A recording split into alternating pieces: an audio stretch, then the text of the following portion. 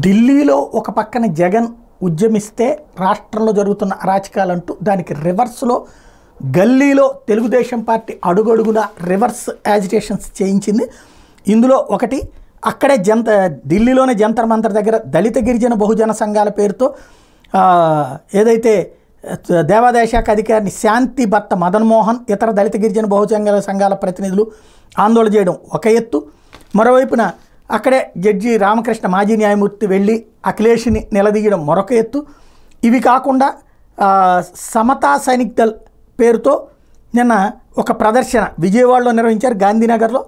అదే సందర్భంలో గుంటూరు బ్రాడీపేటలో కొవ్వూరి శ్రీలక్ష్మి ఆనందకుమార్లు ఆధ్వర్యంలో ఆందోళన చేశారు.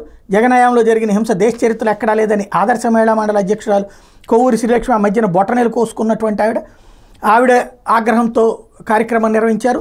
మరోవైపున జగన్ పాలనంతా రాజ్యాంగ విచ్ఛిన్నమే అంటూ మాజీ మంత్రి రెడ్డి సత్యనారాయణ మనవడు రెడ్డి గౌతమ్ ప్రెస్ కాన్ఫరెన్స్ పెట్టి విమర్శించారు.